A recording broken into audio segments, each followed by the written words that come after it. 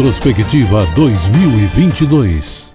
Olá, estamos começando a nossa retrospectiva 2022 do jornal Tele Brasil Notícias do que aconteceu em todo este ano. Porém, no nosso programa selecionamos as melhores informações e matérias aqui apresentadas. Retrospectiva 2022. E começamos a nossa retrospectiva 2022 falando da Previdência Social que em 2022 teve grandes alterações. Também uma orientação sobre a questão de divulgar-se informações de blitz, que é, na realidade, um crime. Estaremos mostrando neste primeiro bloco os 50 anos da televisão em cores em todo o Brasil. E também tratando de uma coisa que preocupa todas as famílias, o grande número de desaparecidos e um sistema que ajuda a cadastrar e até a localização.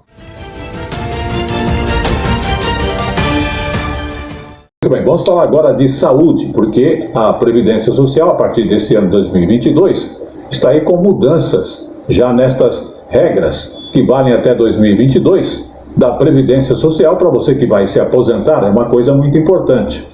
E essa aposentadoria envolve aí o planejamento já de próximos anos aí à frente. E fique atento, porque ela começa já, está, como dissemos no início, em vigor este ano. A idade mínima agora para mulheres é de 57 anos e homens 62 anos. Mas o cálculo também tem que levar em conta o tempo de contribuição, como explica o repórter Murilo Carvalho. Vamos observar as informações, porque é uma coisa muito importante para aqueles que estão aí buscando já a sua aposentadoria. Márcio tem mais de 36 anos de contribuição previdenciária e quando chegou a vez de se aposentar pelas regras antigas, entrou em vigor a nova norma, estabelecida pela reforma da Previdência. De entrada no INSS, mas já tinha tempo para poder solicitar o benefício.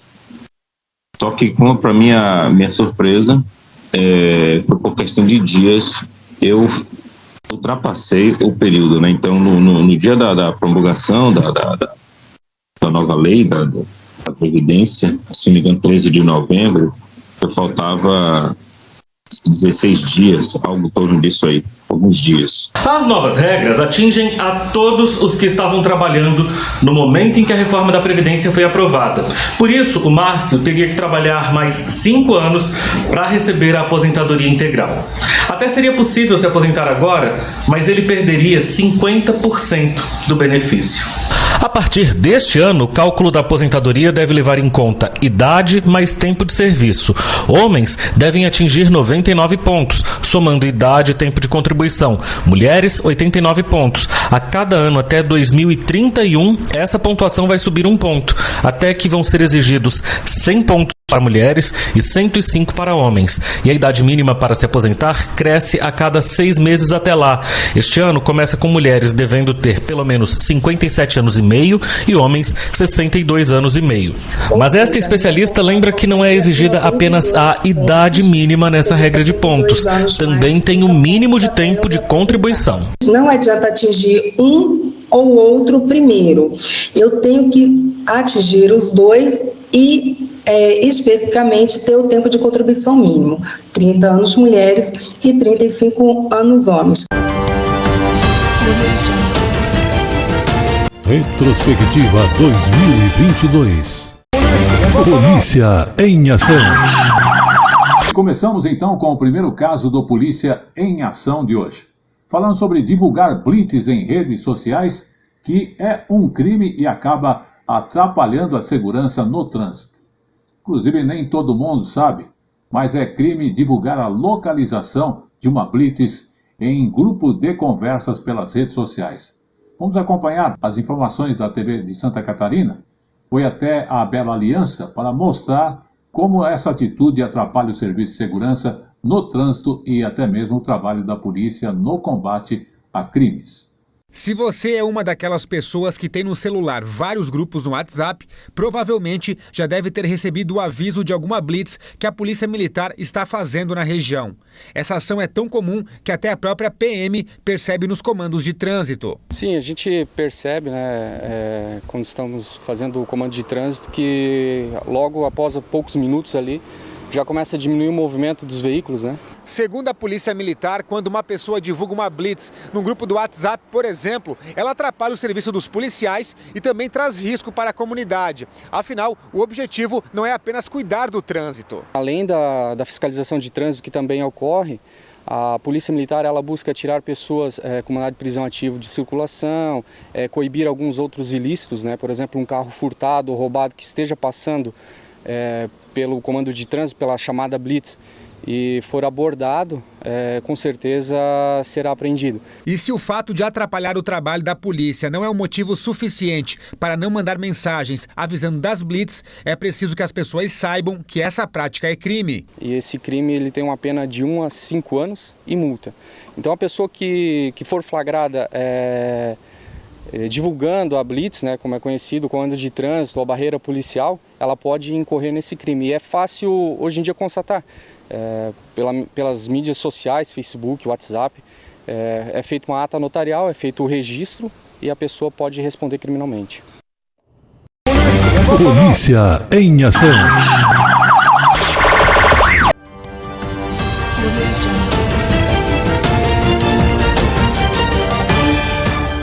Vamos falar da televisão em cores, que completou 50 anos no último dia 19. Exatamente. Um marco cultural e também tecnológico que está longe de ser um fato isolado. Pelo contrário, representa, na verdade, uma busca sempre contínua de evolução por oferecer sempre a melhor imagem possível, como vemos hoje. De 1972 para cá, inclusive, muita coisa mudou na televisão e a televisão segue. Vamos acompanhar essas informações. A TV de tela plana, 42 polegadas, fica a maior parte do tempo desligada na casa do Fábio, que acaba vendo muitos vídeos pelo celular. Mas, 50 anos atrás, ele estava junto quando a mãe comprou uma das primeiras TVs em cores no país, na loja onde o tio trabalhava. Era uma TV Philco, se não me falha a memória, eram 26 polegadas, né? E eu lembro da TV no meio da sala, né? Eu lembro, assim, de quando tinha Copa do Mundo, todo mundo reunido. Hoje a gente nem imagina como era você levantar do sofá e até a TV virar o seletor para escolher o canal, né? Então eu lembro desse cenário lá em casa. A compra da TV custou 7.700 cruzeiros. Só como comparação, o valor era mais que a metade do preço de um Fusquinha 0 km de 12 mil cruzeiros. A compra foi feita alguns dias antes da transmissão que inaugurou a TV em cores no Brasil, a Festa da Uva de Caxias, no Rio Grande do Sul, em 19 de fevereiro de 1972. A uva é o símbolo da hospitalidade de Caxias do Sul. Os 50 anos da data vão ser lembrados na inauguração do Museu da TV em São Paulo, prevista para este semestre. O acervo reúne mais de 100 mil peças num projeto iniciado pela atriz Vida Alves, falecida em 2017, e que estava à frente do primeiro programa em cores do país, na TV Gazeta de São Paulo, Vida em Movimento. Até a década de 80, mais ou menos, vários programas ainda estavam em preto e branco. Por quê? Primeiro, porque o equipamento era caro. Segundo, porque foi um processo gradativo e não foi algo que chegou e falou assim, agora vai ter que mudar tudo. Não, se mudou gradativamente. A mudança de padrão também trouxe uma melhor qualidade de imagem. Não foi só a colocação das cores, nós melhoramos toda a nitidez, o brilho, o contraste, a definição da imagem. A mesma coisa que aconteceu quando chegou a TV digital e depois a alta definição como um todo. Nos últimos 50 anos, foram várias transformações tecnológicas da televisão e nos últimos anos ela passou a dividir a atenção do espectador com outras telas, de computadores e de celulares. Muito mais fácil, muito mais acesso, né? Qualquer lugar, qualquer momento, com seu fone de ouvido, você está aberto para assistir qualquer coisa. Um filme, uma série, um noticiário. trabalho, até mesmo para estudo, porque eu estudo muito pelo celular. Uma pesquisa sobre o consumo de vídeo no país aponta que, em 2020, 204 milhões de brasileiros assistiram televisão numa média diária de 7 horas. Os dados incluíram a transmissão tradicional e também os serviços de streaming. O telespectador brasileiro ele está sabendo aí incorporar, né, o que esse processo de aceleração digital trouxe, que é o streaming de vídeo. E as emissoras de TV mesmo, né, elas seguem produzindo conteúdos também para serem assistidos depois, né? Inclusive, o conteúdo das produções da TV Brasil pode ser acessado pelo aplicativo TV Brasil Play. São programas infantis, de entretenimento e de jornalismo da TV pública, disponíveis de forma gratuita para o público assistir quando quiser, pelo celular ou pelo computador. Mas o aparelho televisor ainda ocupa um espaço importante na casa dos brasileiros. Segundo o IBGE, o número de lares sem uma TV é menos de 3% do total de 69 milhões de domicílios. Em muitas casas, o espaço da TV na sala é um ponto de encontro da família. Quando eu assisto com outras pessoas, tipo com a minha irmã, com meu pai, é na TV. Mas quando eu assisto sozinha, costuma ser no laptop, no celular. Quando eu assisto sozinha, eu nunca assisto na TV.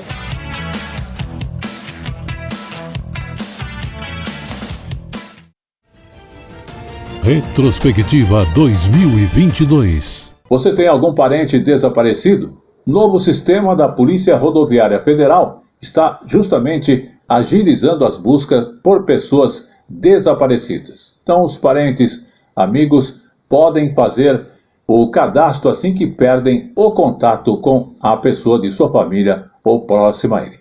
Vamos acompanhar com mais dados essas informações.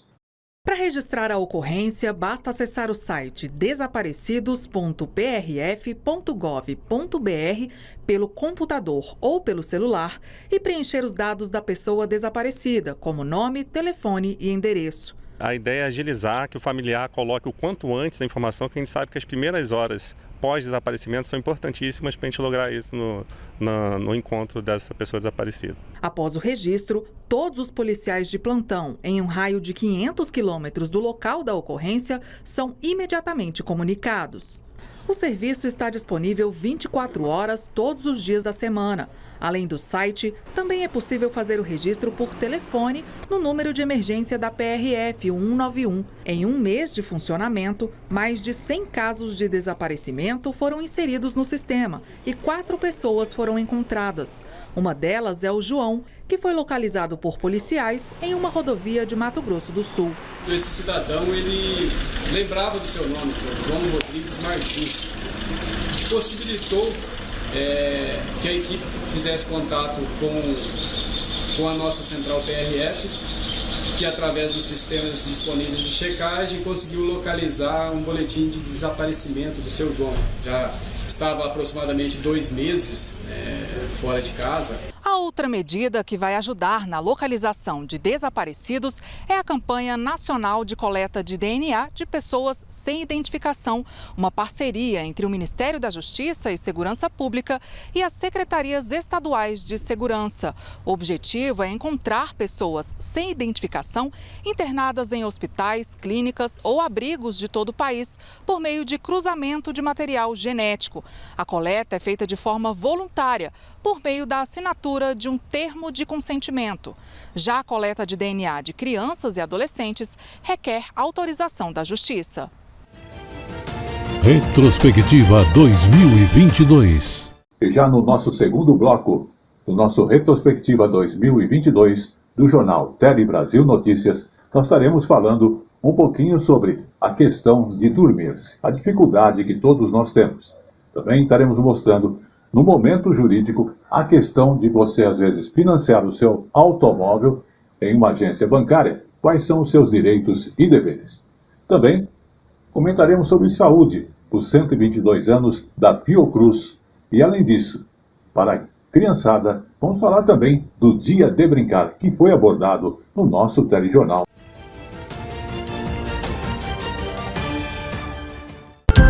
Saúde. Vamos agora falar de saúde. Você tem dificuldade para dormir? Não estranhe, porque isso afeta 4 de cada 10 pessoas, segundo a informação da Organização Mundial de Saúde. E justamente os especialistas alertam que a privação de uma boa noite de sono pode trazer uma série de consequências com complicações à própria saúde. Mas vamos saber quais são nessas informações. Um sono é considerado de boa qualidade quando é restaurador, ou seja, quando você acorda bem disposto. Mas isso tem sido cada vez mais difícil na sociedade em que vivemos. Dá para ver pela janela dos ônibus. Não durmo bem e às vezes eu não acordo também bem, entendeu? Porque eu acho que mais é o sono, a gente fica irritada durante o dia, porque você não dormiu direito. A Maria Fernanda enfrentou grandes dificuldades com o sono desde quando começou a estudar para o vestibular.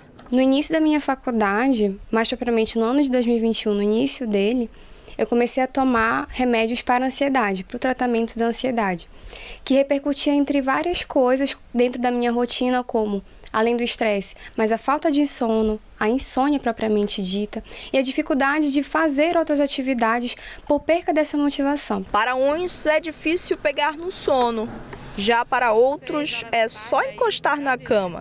Deitou na cama já era? Já era. O sono bate e não tem esse problema de noite também não, vai ter sono do mesmo jeito. Mas dizem que é por causa da idade, né? Depois que é mais difícil. Cerca de 45% da população tem algum problema para dormir. Esta neurocientista destaca que o sono é um fator essencial para uma boa qualidade de vida. Dormir um sono de má qualidade ou em número de horas inferior à necessidade gera privação do sono, que afeta o desempenho intelectual, o humor, a memória, o controle do peso corporal, reduz a imunidade e também aumenta o risco de doenças como diabetes, hipertensão arterial, obesidade e depressão.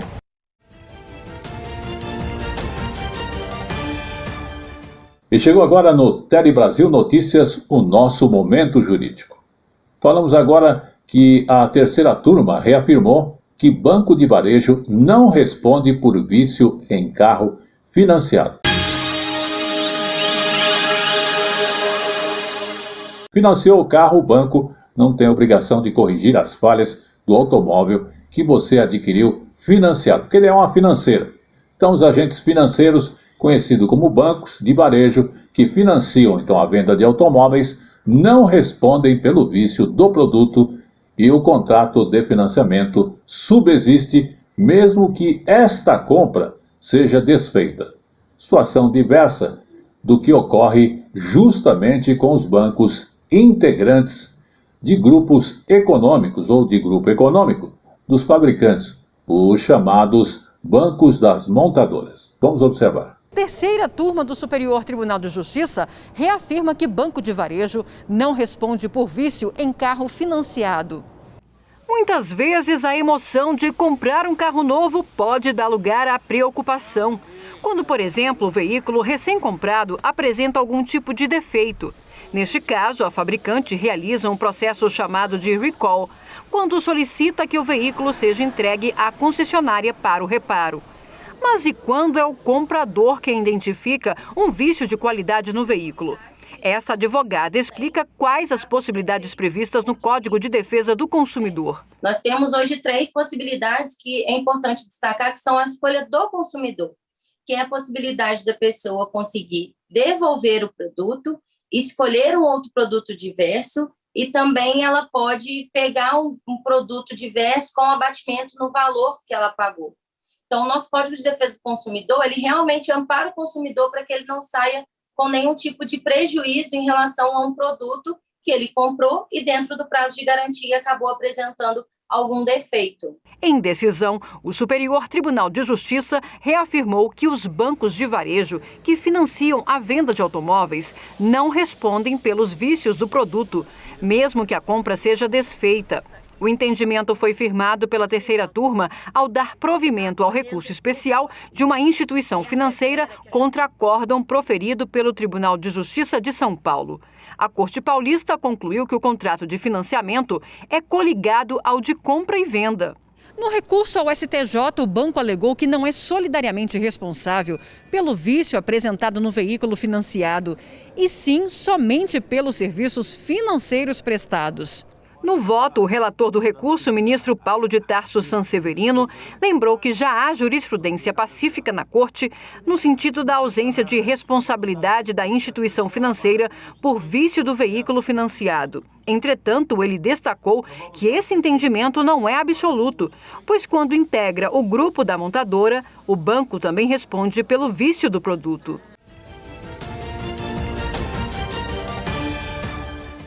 Você conhece os seus direitos e deveres? Porque conhecer evita que tenhamos aborrecimento. Aluguéis, por exemplo, por temporada, podem gerar uma boa renda para os donos e ser também uma ótima alternativa. Interessante, inclusive, para quem procura hospedagem. Mas observe bem, para que você não tenha aí aborrecimentos, é preciso, então, estar bastante ciente dos direitos e deveres que estão envolvidos nesse contrato de locação. Vamos observar. Administra 10 apartamentos de aluguel por temporada no Rio de Janeiro. Ela trabalha com isso há quase uma década e usa plataformas digitais para intermediar os contratos. E ressalta a importância de estar atento às regras de cada imóvel antes de fechar o negócio. Tem alguns apartamentos que a gente aceita animais, outros a gente não aceita. Então, às vezes, a pessoa aluga no impulso. Olha, olhei o apartamento, é bonitinho. E às vezes também não atende, né, a necessidade dela. Esse representante de um site de aluguel por temporada diz que a pandemia mudou o perfil de viagens no Brasil. Hoje, mais de 20% das noites reservadas no Brasil são para períodos acima de um mês. E quase 50% das noites são para períodos acima de uma semana. Então isso mostra uma tendência muito forte de realmente pessoas podendo trabalhar de qualquer lugar e se beneficiando disso, né? Passando mais tempo com a família, em lugares como natureza, praia, enquanto exercem suas funções. A lei do inquilinato prevê regras diferentes para contratos de locação temporários, que são aqueles por menos de 90 dias.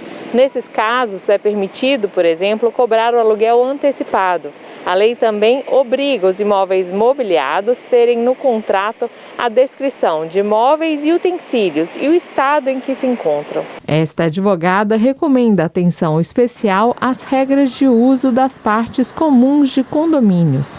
Como ele vai conseguir ali o acesso às chaves, enfim, a sua identificação para acessar o imóvel, as áreas do condomínio, todas as certificações necessárias, né? Além, obviamente, de ler com muita atenção, de ter um contrato e ler com muita atenção esse contrato, para evitar que aquele período que deveria ser de descanso e lazer se torne um aborrecimento futuro, né?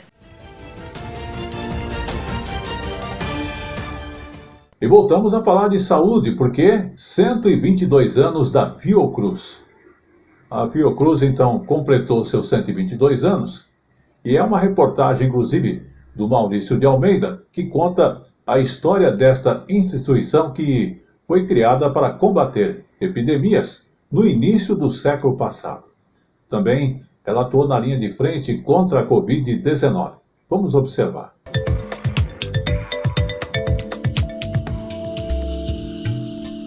Olhando de longe, o castelo imponente chama a atenção. Ele foi erguido no início do século passado por Oswaldo Cruz.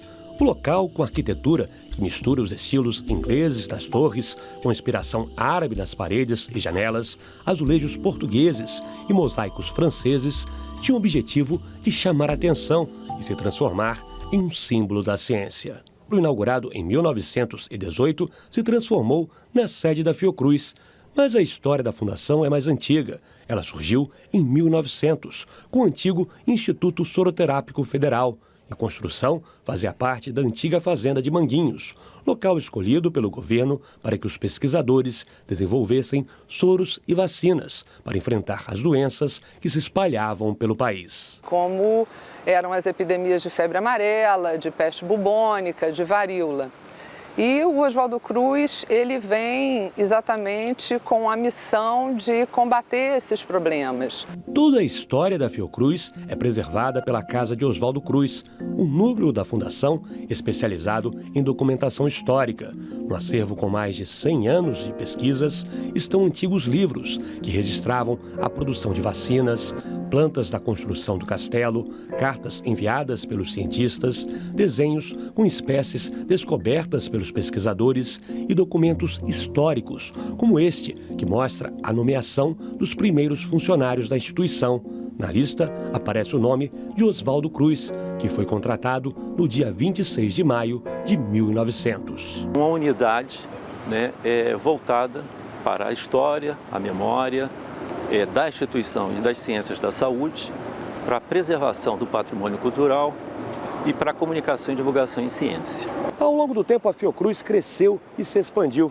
Atualmente, ela está presente em todas as 5 regiões do país, com núcleos em 10 estados, além do Distrito Federal. E também realiza parcerias com instituições científicas de 50 países e organizações internacionais como a OMS.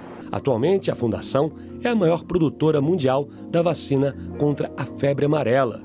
A instituição também produz outros diversos tipos de vacinas contra o sarampo, cachumba, rubéola, poliomielite, Covid, entre outras. Só no ano passado, o complexo tecnológico da Fundação entregou 233 milhões de doses de vacinas para o governo federal. Essa pandemia mostrou também que só uma visão integrada que considere os aspectos científicos do campo biomédico, os aspectos ambientais, os aspectos sociais, pode fazer com que a humanidade, não só o Brasil, pense um projeto de futuro. Vamos falar aqui de São Paulo, que tivemos aí o dia do brincar. E também ele lembra a importância das brincadeiras para o desenvolvimento das crianças. Numa época com tantas telas, tem pais que se preocupam em oferecer aos filhos umas brincadeiras mais tradicionais. E é claro, gente apaixonada por brinquedos e que ganha vida com isso. É o caso da Rúbia. Daqui saem por mês cerca de 20 dessas bancadinhas. Cozinha, hospital, feira, pet shop, cenários para soltar a imaginação. Acho que é o convívio, com outras crianças, porque você não precisa só brincar sozinho, você brinca e você divide, saber dividir entre todos e o faz de conta, que eu acho que é o maravilhoso, porque eles abrem a torneira e vão fazer uma comida ou vão servir, às vezes querem, o pai senta, ela vai pegar a comidinha para dar, a mãe, entendeu? Então isso é um aprendizado, é um monte de coisa linda que a criança vai usufruir e nunca mais vai esquecer. Já essa loja é especializada em brinquedos educativos. São mais de 5 mil opções, de peteca a quebra-cabeça. A maioria das compras é para crianças de até 3 anos, mas existe também um público de idosos que brincam como forma de se manter ativos. Aqui, brincadeira é coisa séria. São brinquedos que fogem do básico, São brinquedos que trabalham com a criança, ou estimulam a criança. E além dela brincar, ela também está aprendendo, Então ela aprende número, ela aprende letra, formas geométricas, cores, encaixe. Tem um brinquedo só, ela consegue aprender bastante, assim. Retrospectiva 2022. Já neste bloco estaremos falando sobre a questão de turismo. Foi lançado o Visit Brasil. Também no nosso jornal Tele Brasil Esporte no Ar estaremos apresentando a informação sobre a violência no esporte, através também da crítica feita pelo grande técnico de futebol, Abel Ferreira, sobre o jogo que envolveu o Palmeiras e o Guarani. Estaremos também nessa retrospectiva falando do Dia Mundial do Fusca, neste bloco. Você que gosta de viajar, chegou o momento de falarmos também de turismo. O Visit Brasil. Exatamente, é uma novidade aí que o governo federal lançou, e justamente para incentivar que mais turistas dos Estados Unidos e também acabem desembarcando em território brasileiro. Então, a Embratur lançou a campanha Visit Brasil. Vamos observar como é que ela é. De uma forma divertida e bem americana, a nova campanha da Embratur quer chamar a atenção para o que o Brasil tem de melhor. Desde o dia 24 de maio, nossas cores e paisagens marcam presença no coração de Nova York e se destacam em meio às luzes da Times Square. Por 30 dias, a agência também vai trabalhar a imagem do Brasil em Los Angeles, Dallas, Houston e Washington. Ao promover campanhas publicitárias importantes como essa nos Estados Unidos, estamos buscando a ampliação da vinda de visitantes estrangeiros. Em 2022, 3 campanhas fazem parte do esforço para atrair turistas. Segundo o governo, além da ação nos Estados Unidos, outras 2 serão realizadas na Europa e na América Latina. Além disso, numa parceria com o Sebrae, a Embratur iniciou uma série de medidas para reforçar a divulgação do Brasil no exterior.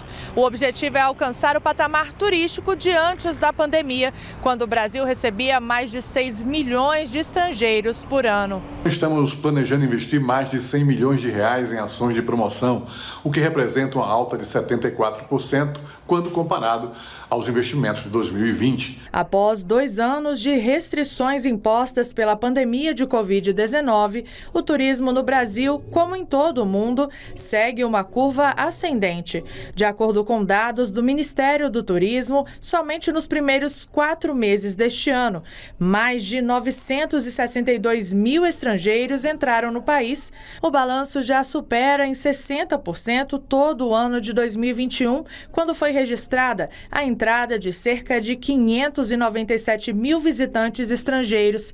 E o que será que eles mais gostaram de ver por aqui? Rob Mazefa, morador da Califórnia, Estados Unidos, sempre vem ao Brasil e disse amar a nossa feijoada. Eu adoro feijoada.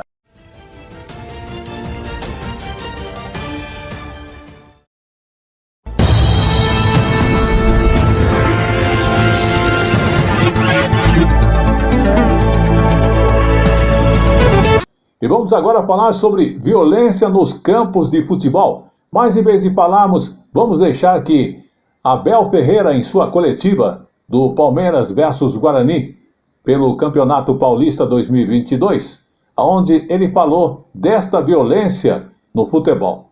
E ele deixa um recado sobre os incidentes, inclusive do último final de semana. Vamos acompanhar com mais detalhes. Notícias do mundo esportivo. Já que estamos a falar em vida, eu queria deixar aqui um recado. Estão-se a passar coisas muito graves no futebol, sobretudo sul-americano, e de forma particular, porque aqui onde eu estou, no futebol brasileiro, que eu acho que nós não podemos olhar sem que esses clubes ou que essas pessoas sejam punidas. Não podemos olhar e as pessoas que têm a obrigação, o Ministério Público, isto é a nível social, têm que dar a cara. Foi muito grave. Ainda hoje entrei aqui nesta conferência de imprensa e me disseram que tinha havido aí uma rixa num jogo, inclusive acho que morreu uma pessoa. É preciso morrer quantas mais para se tomar decisões? Os organismos, quer do futebol, quer extra-futebol, têm que se assumir, têm que dar a cara, têm que exercer os cargos que têm. Têm que justificar o cargo que têm, que é como pedem a mim, responsabilidade. Quando eu não ganho, pedem-me responsabilidades. E é isso que eu espero que cada pessoa no seu cargo faça, assuma responsabilidades, para o bem do futebol brasileiro, para o bem de todos nós.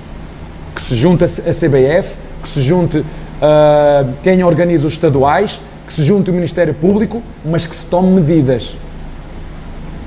Na Europa, acabou-se com o oliganismo, que era feito em Inglaterra. Hoje toda a gente diz que a Inglaterra é onde há o melhor futebol, onde se joga o melhor, onde as pessoas melhor se portam. Mas já esteve uma miséria. Agora é preciso passar a ação. Palavras levam-nas o vento. E isso a mim preocupa-me muito. A segurança preocupa-me muito.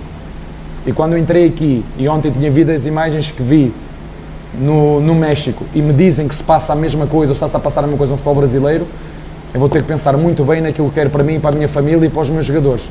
E eu preciso de me sentir seguro, e para eu sentir seguro, os organismos que têm essa responsabilidade, seja o Ministério Público, seja quem organiza os estaduais ou a CBF, tem que dar a cara, tem que dar um passo em frente e tomar medidas. E não podemos deixar e fazer de conta que não se passa nada. E não sou eu o primeiro a dizer, eu estou a falar, já jogadores de outros clubes falaram, meus e jogadores de clubes rivais, e eu posso ser grande rival, mas ter o respeito pela vida humana, porque no futebol não vale tudo. Para mim, no futebol não vale tudo. A vida humana tem valor, e se nós assistimos a isto e não fazemos nada, alguma coisa vai mal. E nós queremos melhorar, e se queremos melhorar, temos que passar à ação. Temos que ver exemplos, temos que dar o exemplo, e as pessoas que estão à frente têm que ser as primeiras a dar o exemplo. E falo de quem organiza, quer a Segurança Pública, quer o Ministério Público, quer a CBF, quer quem organiza os estaduais. Tem que se juntar e chegarem-se à frente. Tem que dar a cara, porque senão temos que trocar e pôr à frente dos cargos pessoas que façam acontecer. Que não olhem que faz de conta. E estamos à espera de quê? Estamos à espera de quê? Tele Brasil no Esporte.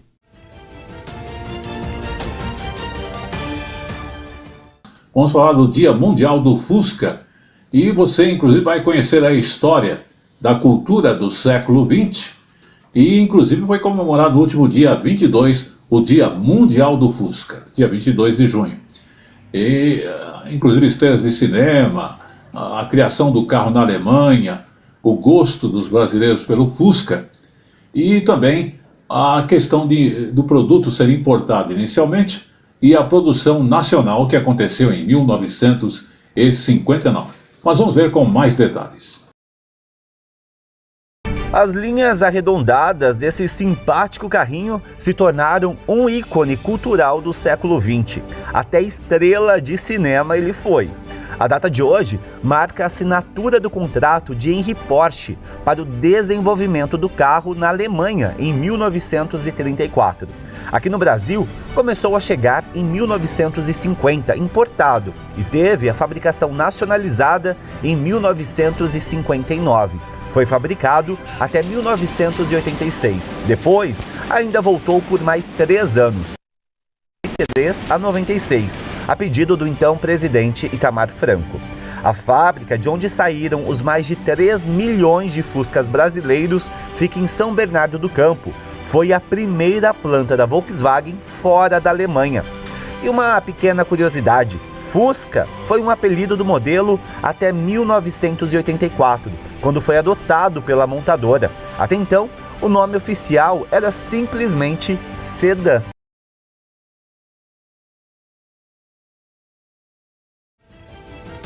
Retrospectiva 2022. Nesta retrospectiva 2022, neste bloco, estaremos apresentando as informações sobre a inovação do Inmetro.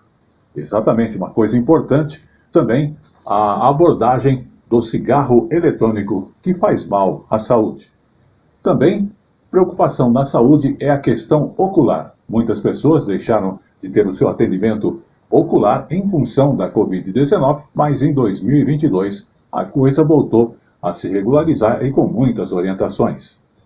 Estaremos mostrando também os parques de São Paulo, entre eles alguns que nós selecionamos e que foram apresentados no Tele Brasil Notícias.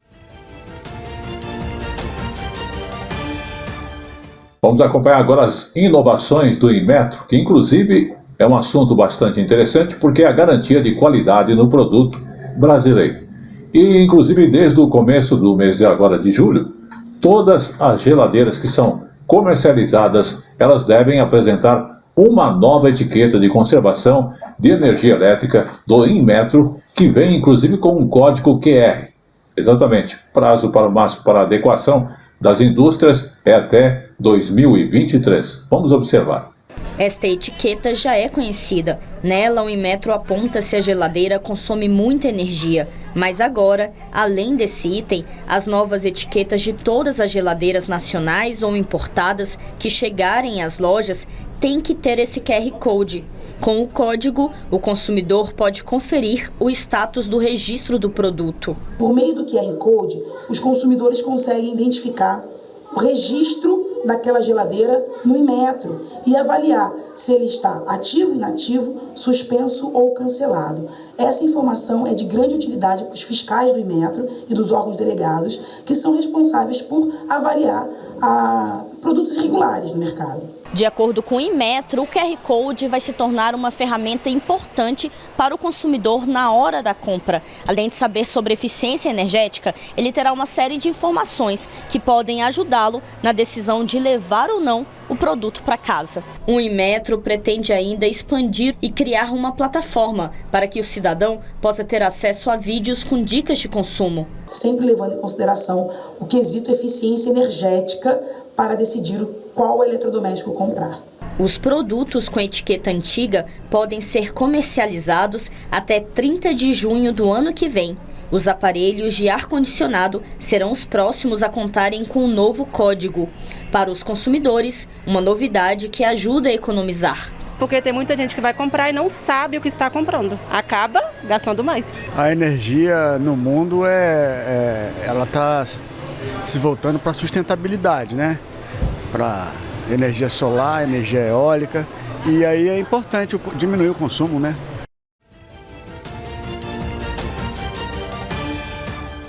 Agora de uma moda, cigarro eletrônico. É importante entendermos que a venda de cigarros eletrônicos continua proibida no Brasil.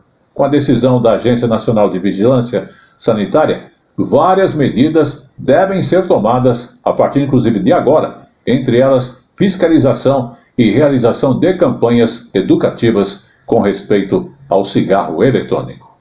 O relatório aprovado pela Anvisa indicou a necessidade de se manter a proibição do uso dos cigarros eletrônicos. Os próximos passos serão a elaboração de um texto pela área técnica e a decisão sobre a abertura ou não de uma consulta pública. A agência vai focar em ações de campanhas educativas e de fiscalização para coibir o comércio irregular do produto. Desde 2009, a comercialização e o uso de todos os tipos de cigarros eletrônicos estavam proibidos pela Anvisa, mas agora esse parecer foi confirmado. A agência concluiu que o cigarro eletrônico não ajuda quem fuma um cigarro comum a deixar o hábito e ainda oferece riscos graves à saúde. Eles não são eficazes para ajudar as pessoas a pararem de fumar, ao contrário, eles estão estimulando pessoas que nunca fumaram a começar a fumar. E eles não são seguros porque começaram a aparecer uma série de problemas de saúde com o uso desses aparelhos. O mais grave deles é a síndrome respiratória aguda grave, que é um quadro tão grave quanto é a síndrome respiratória aguda grave provocada pela Covid. Heitor trocou o cigarro comum pelo eletrônico há 4 anos e já sente os efeitos na saúde. As dores de garganta demoram mais a cicatrizarem. Então, eu já tenho diminuído bastante o ritmo e o uso diário.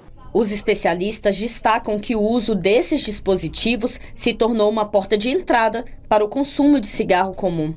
Outra coisa que se observou também é que muitos ex-fumantes que já tinham deixado de fumar voltaram a consumir nicotina através desses dispositivos eletrônicos.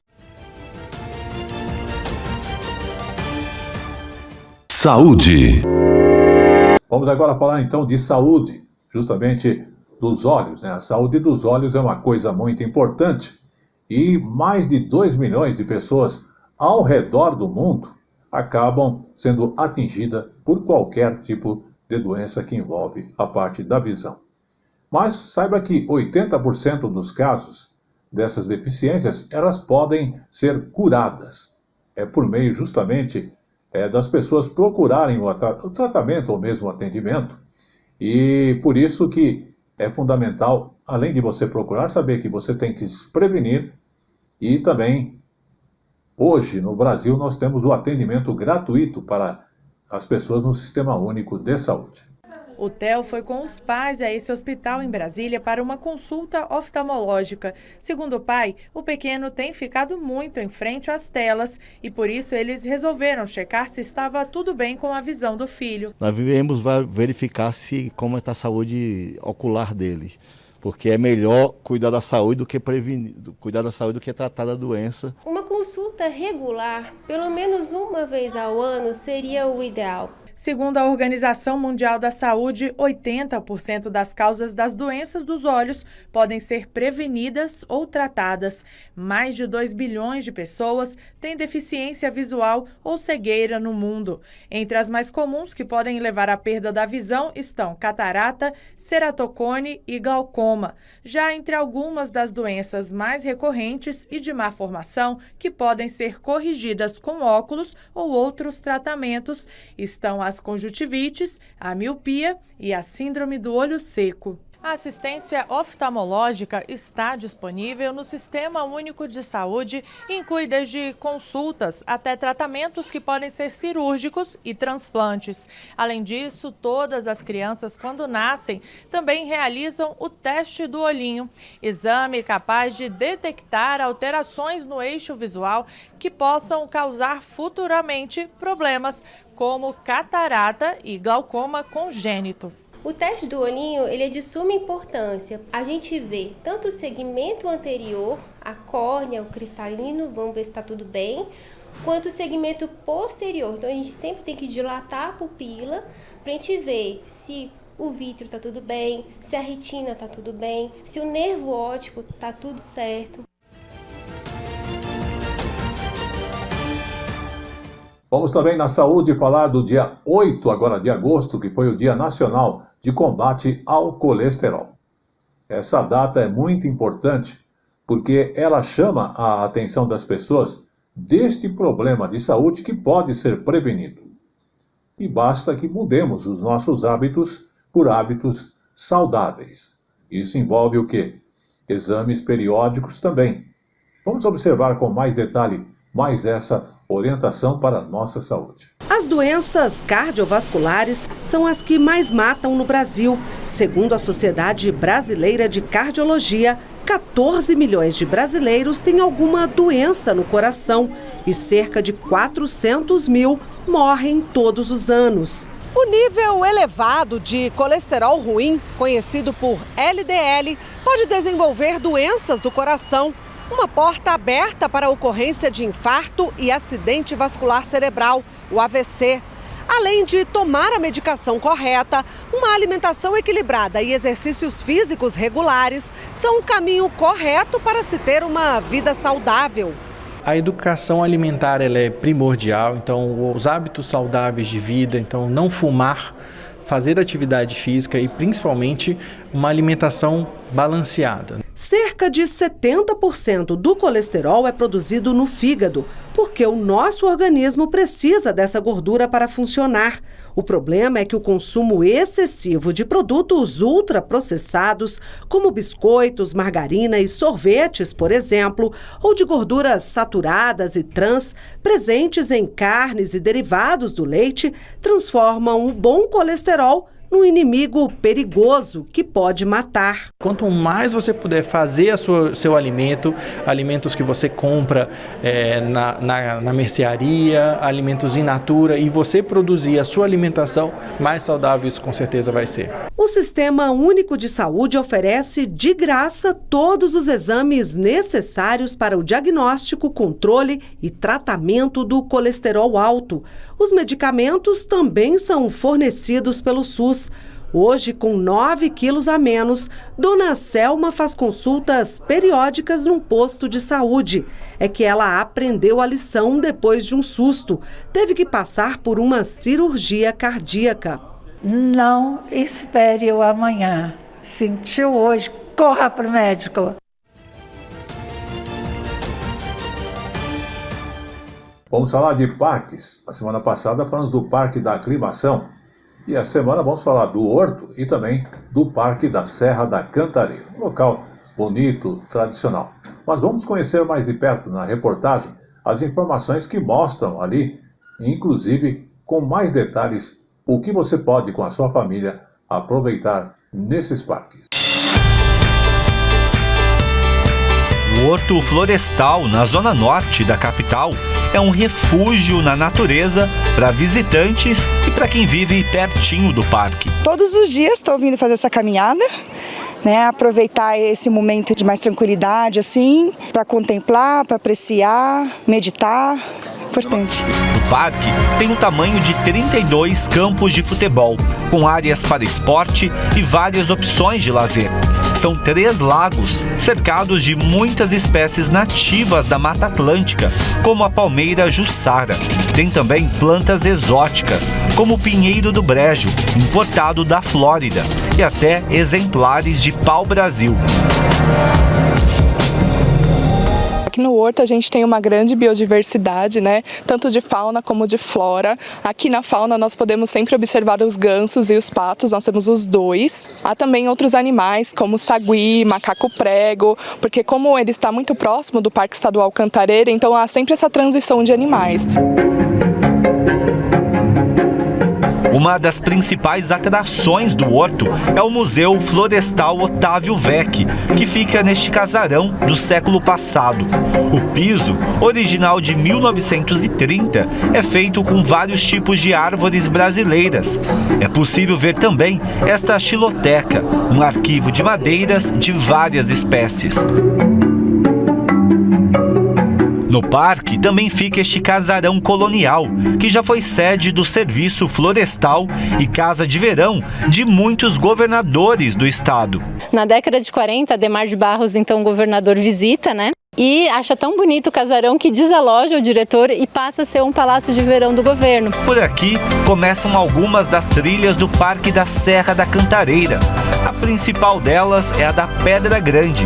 E de volta são mais de 6 quilômetros. Alguns trechos bem íngremes, mas cheios de recompensas, como este lago natural e, claro, a Pedra Grande. E aqui é o ponto mais alto de visitação da Serra da Cantareira. São 1.010 metros de altura. E daqui, olha só, é possível ver bem a cidade de São Paulo. Tô gostando bastante daqui, primeira vez que eu venho. Eu ia só no Horto, daí eu vi que é do lado, aí eu decidi subir pra cá. É cansativo, mas a subida compensa. Retrospectiva 2022. Muito bem, agora nesse último bloco estaremos apresentando para você a saúde dos surdos, um assunto bastante interessante que trata justamente das pessoas que têm a dificuldade auditiva. Além disso, vamos abordar também as novas regras dos saques. Sua empresa tem saque, então existem novas regras que foram apresentadas em 2022. E estaremos encerrando com as cidades tombadas e também o turismo nacional, que está de volta e promete muito em 2023.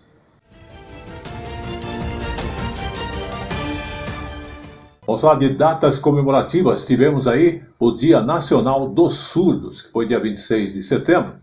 E justamente a data ela teve a sua criação para incentivar a acessibilidade e os direitos de quase 6 milhões de cidadãos. Dona Eládia tem problemas de audição há muitos anos. Ela passou por consultas médicas, exames, recebeu um aparelho auditivo e agora é atendida no Centro Educacional da Audição e Linguagem, CEAL, de Brasília. É maravilhoso ouvir. E a gente ficava assim um pouco isolada, quando estava conversando todos, que falavam uma vez comigo, 2 na terceira, alguns falavam, eu falava, não, deixa para lá, né?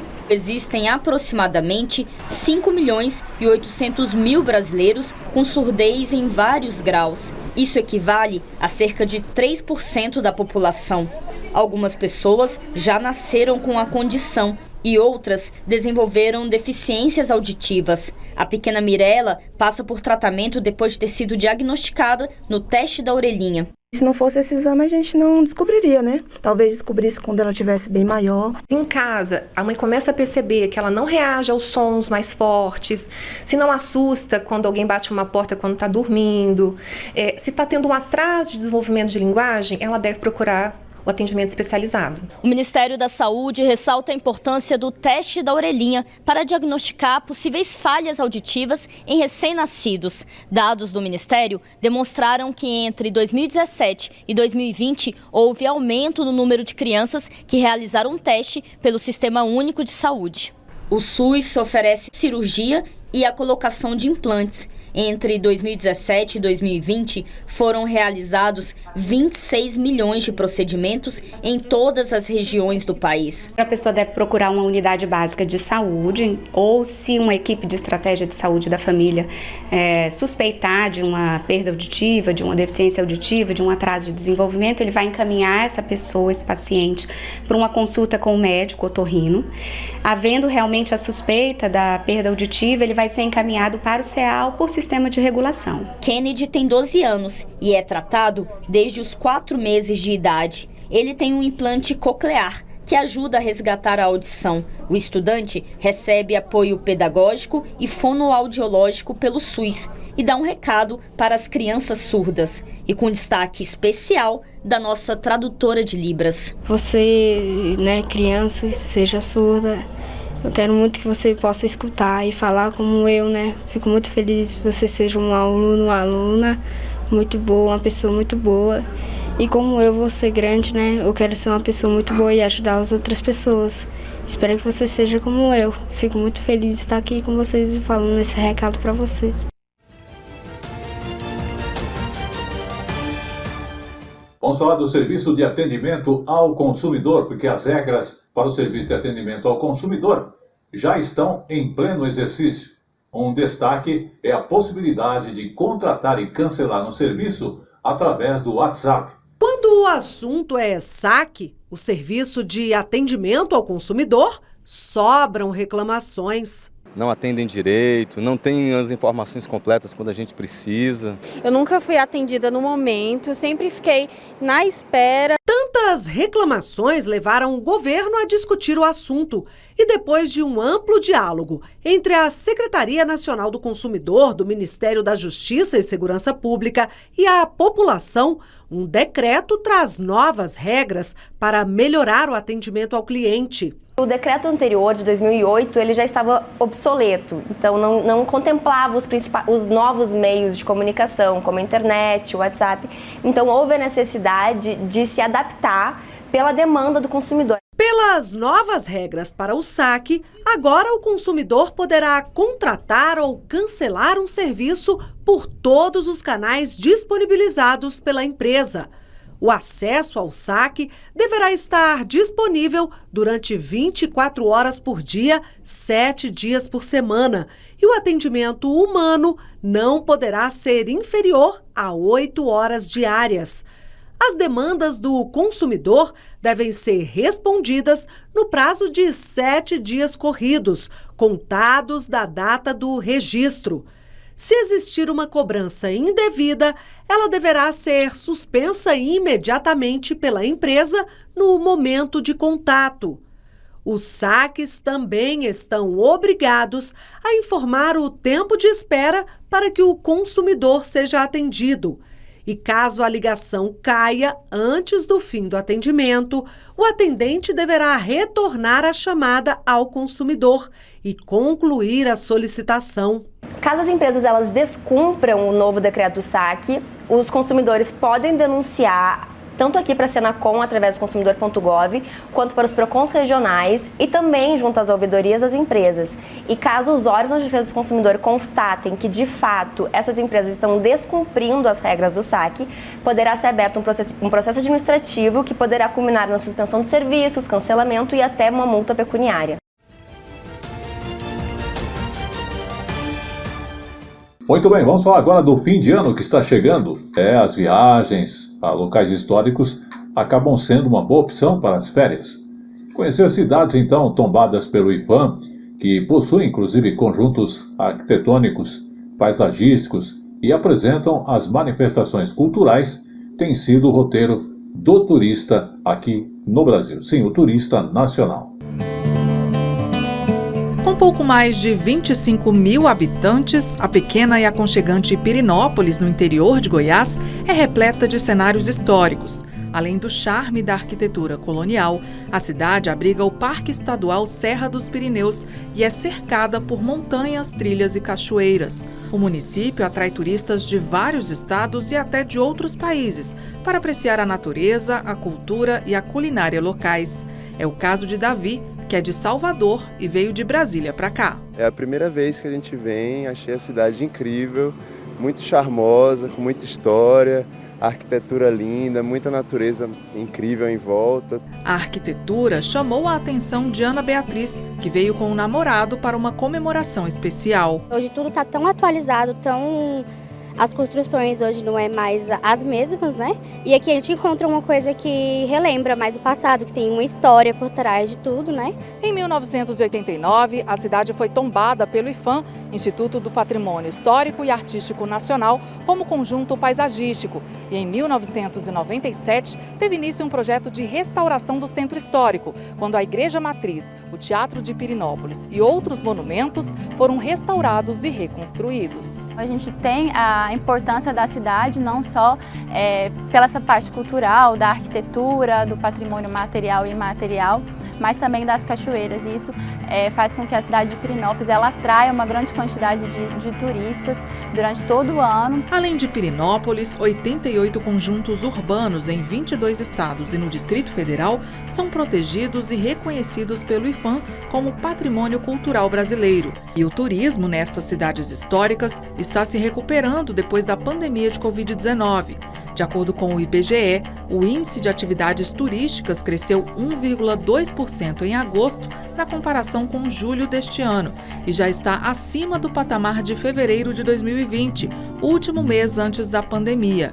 Entre janeiro e agosto de 2022, o agregado de atividades turísticas acumula alta de 39%. 11 milhões de brasileiros que viajavam todo ano para o exterior por conta da pandemia não puderam sair do país e através do nosso trabalho do governo federal, de todos os ministérios, conseguimos fazer com que os brasileiros passassem a viajar mais no Brasil e passando a viajar começaram a conhecer destinos no nosso país que eles não conheciam e dessa forma fortalecendo ainda mais o turismo no nosso país, gerando emprego e renda.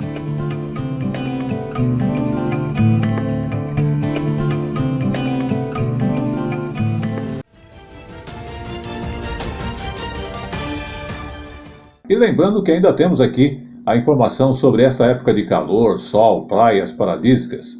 São paisagens naturais que acabam despertando no turista a vontade de viajar. E já para a temporada de cruzeiros, que vai até o mês de maio de 2023, a expectativa é da melhor dos últimos 10 anos. Vamos a essa reportagem com a Gabriela Noronha.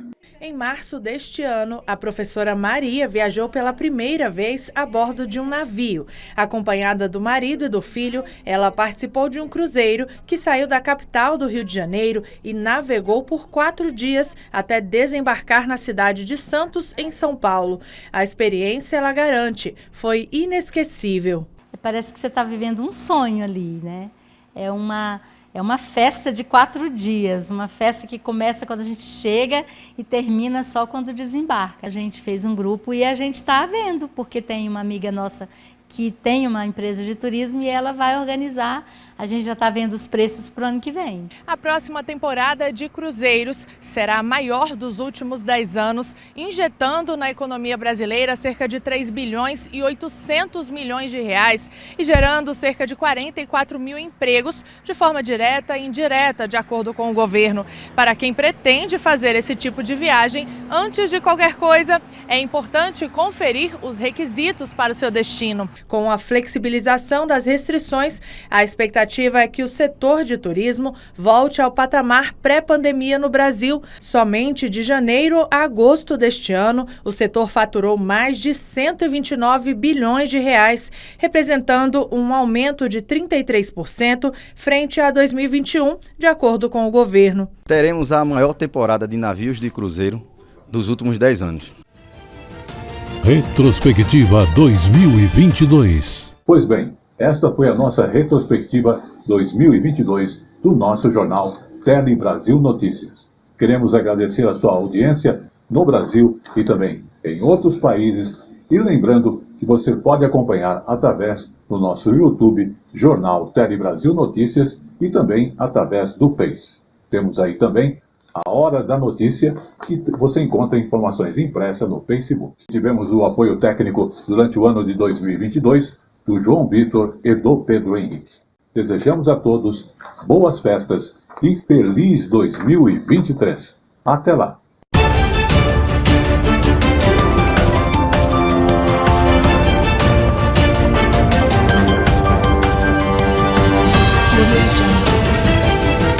Retrospectiva 2022.